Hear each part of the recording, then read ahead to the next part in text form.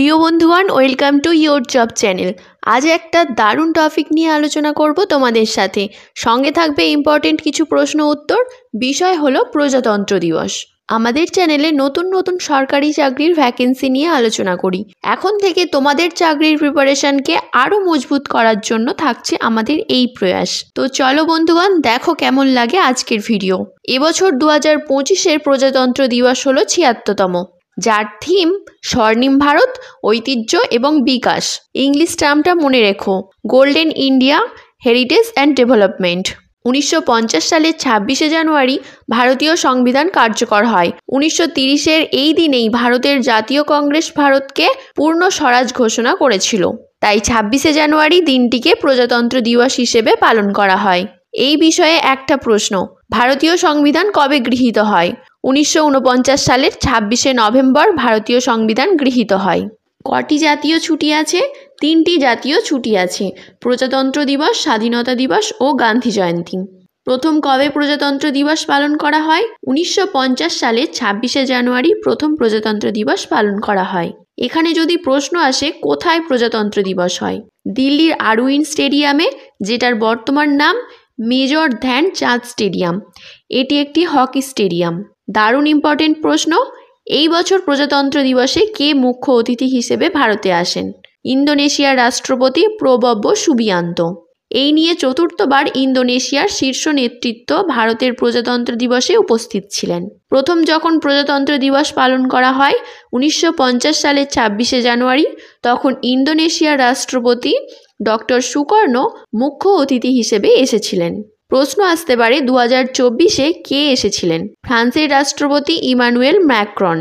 প্রজাতন্ত্র দিবসে সর্বোচ্চ র্যাঙ্ক যুক্ত কোন মিলিটারি অফিসার অংশগ্রহণ করে? Chief of defence staff Anil Chauhan হলো বর্তমান সিডিএস। কেন্দ্র সরকার প্রজাতন্ত্র দিবস সমারোহ 24শে জানুয়ারির বদলে কবে থেকে শুরু করেছে?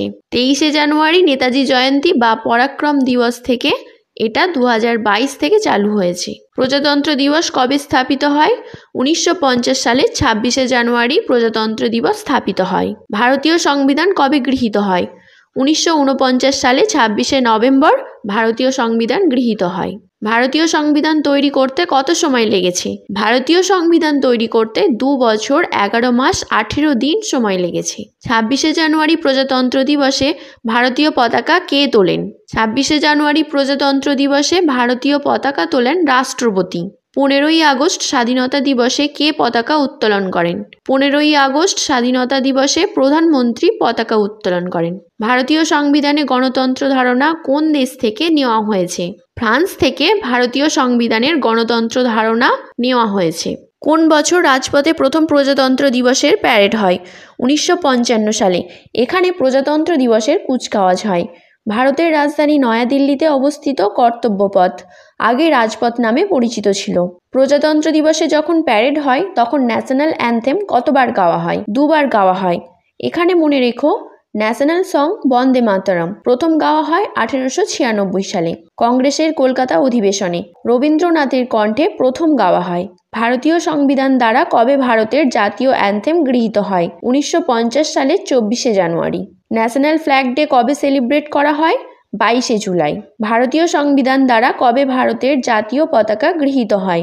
ভারতীয় সংবিধান দ্বারা 1947 সালে 22শে জুলাই ভারতের জাতীয় পতাকা গৃহীত হয়। ইন্ডিয়ান কনস্টিটিউশন ডে কবে? 26শে নভেম্বর। ভারত যখন প্রজাতান্ত্রিক হয় তখন রাষ্ট্রপতি কে ছিলেন? ভারত যখন প্রজাতান্ত্রিক হয় তখন রাষ্ট্রপতি ছিলেন রাজেন্দ্র প্রসাদ। ভারতের জাতীয় পতাকার নকশা কে তৈরি করেন? পিঙ্গালি ভেঙ্কাইয়া ভারতের জাতীয় পতাকার নকশা তৈরি করেন। Maker of the Indian constitution কাকে বলা হয়? Maker of the Indian constitution বলা হয় ডক্টর BR আম্বেদকরকে। কবে জাতীয় পতাকায় চরকার জায়গায় চক্র দেওয়া হয়? 1947 সালের 22শে জুলাই জাতীয় পতাকায় চরকার জায়গায় চক্র দেওয়া হয়। জাতীয় পতাকার লম্বা ও চওড়ার অনুপাত কত? জাতীয় পতাকার লম্বা ও চওড়ার অনুপাত 3:2। জাতীয় পতাকার চক্রকে কি বলা হয়? জাতীয় পতাকার চক্রকে অশোক চক্র বা ধর্মচক্র বলা হয়। জাতীয় পতাকার চক্র কোথা থেকে নেওয়া হয়েছে? জাতীয় পতাকার চক্র সারনাথ অশোক স্তম্ভ থেকে নেওয়া হয়েছে। কোন আর্টিকেল দ্বারা সুপ্রিম কোর্ট পতাকা উত্তোলনকে মৌলিক অধিকার বলেছে?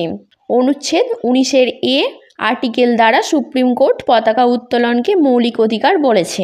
ইনকিলাব জিন্দাবাদ কথাটা কার? ইনকিলাব জিন্দাবাদ কথাটি ভগৎ সিং ও মৌলানা হজরত মোহানির। বন্ধুগণ, এই সকল গুরুত্বপূর্ণ প্রশ্ন উত্তরগুলো মন দিয়ে স্টাডি করো তোমরা। আগামী চাকরির পরীক্ষায় এই টপিক থেকে প্রশ্ন আসলে অবশ্যই কমন পাবে। কেমন লাগলো আজকের নতুন টপিকের ভিডিও জানাও আমাদের। কমেন্ট করো যদি কোনো প্রশ্ন থাকে তোমার মনে। আজকের ভিডিও এই অবধি। খুব শীঘ্রই আসবো নতুন ভিডিও নিয়ে। ততক্ষণে মন দিয়ে প্রিপারেশন নাও আর শরীর সুস্থ রাখো। ভালো লাগলে আমাদের চ্যানেলের সাথে থাকো। ধন্যবাদ।